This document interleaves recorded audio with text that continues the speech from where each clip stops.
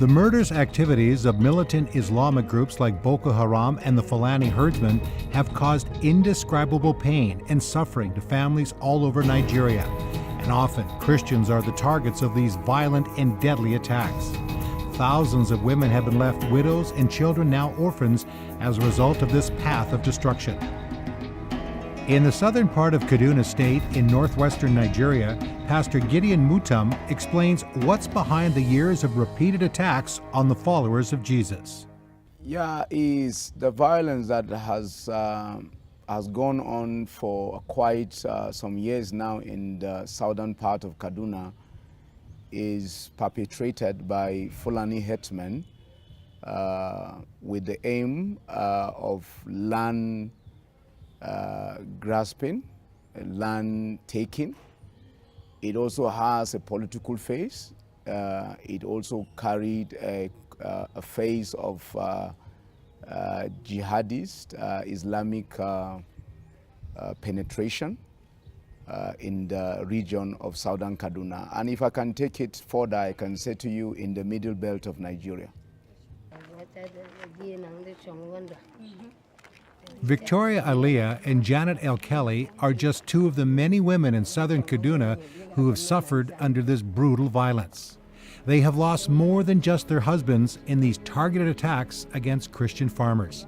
Sadly, Victoria would lose 3 members of her family. Southern Kaduna was invaded by Fulani herdsmen, and my village was one of the ones that was targeted.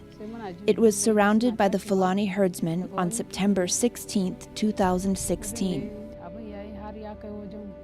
My husband, his father, and my father told me and the children to leave the village and go to another village to find safety.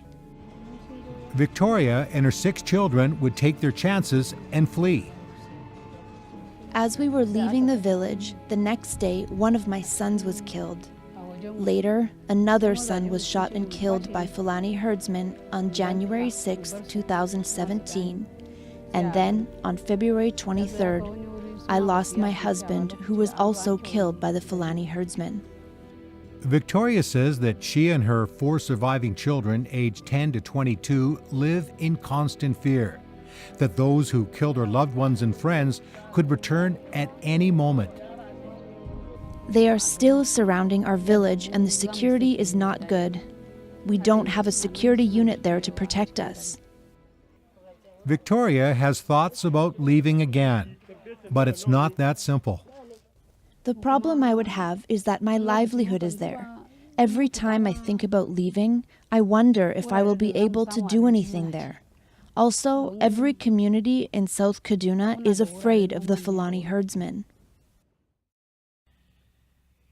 Janet L. Kelly also worries about her future.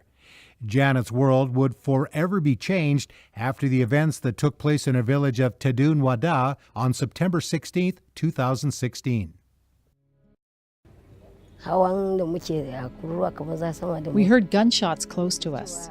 We heard there were armed bandits robbing people, but we realized it was actually Fulani herdsmen that killed 2 people, and then they ran into the bush. News quickly spread of the attacks by this murderous gang of herdsmen, including those working in the fields. Anyone that was on the farmland ran away to the village because the Fulani people had taken over. We managed to make it through the night, but the next day there still wasn't security from anywhere. The youth attempted to guard the entrances to the village and protect us from the Fulani invasion. Janet says for the next 10 days, the people of her village were able to keep the Fulani militants from entering. But on September 23rd, their greatest fears were realized as they could no longer hold them off. And that would prove to be devastating for Janet, a mother of 3 teenage children. When they came in, they killed 3 family members, including my husband. 2 of Janet's nephews, aged 16 and 19, also lost their lives that day at the hands of the herdsmen. I was surrounded by people when my husband died, and I received encouragement from them. And also the Word of God really strengthened me to this day. The community lives on edge, knowing the attacks could happen again at any time. The Fulani people use our land for grazing, and when we talk to them about it, they attack us. This year, we found them grazing our land. I'm afraid because what happened in 2016 is repeating itself as they go on our farmland. I mean, after these horrible things happen to your families, how have you been able to forgive those that did these terrible things to you, to your family, and your community? It's amazing that I have forgiven. How do I know that? One day there was a heavy downpour of rain that drove some of the Fulanis from their settlement. They came to my house looking for shelter for the night. I opened my house to them and gave them shelter. I also gave them food when they passed through our farmland. I have forgiven them.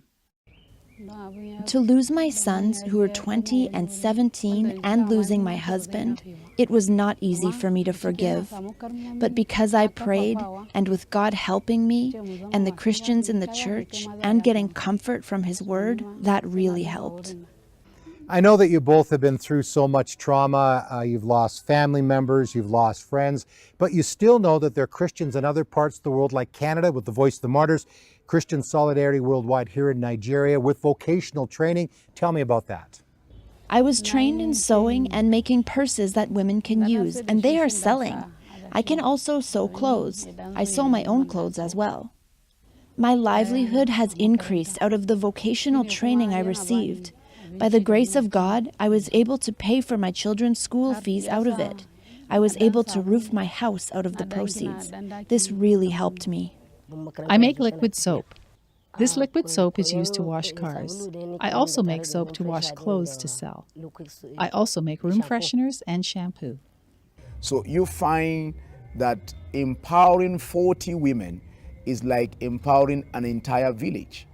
So these widows what they were able to get, they are putting it into work, and I can see it. Some of them were able to roof their houses that were burned. Some of them were able to send their children to school. Some of them, they are able to get food on their table. And some of them can be able, I can tell you categorically, I know one of them that was able to pay hospital bill from the proceeds of that training. I thank God for the Christians in Nigeria and abroad for supporting us and who stand by us at our time of great need.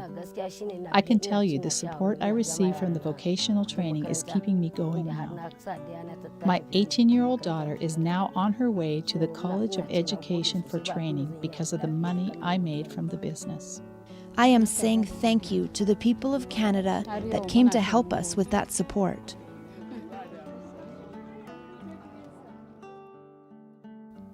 For more on how you can help persecuted Christians in Nigeria and around the world, visit the Voice of the Martyrs website at vomcanada.com or call 905-670-9721.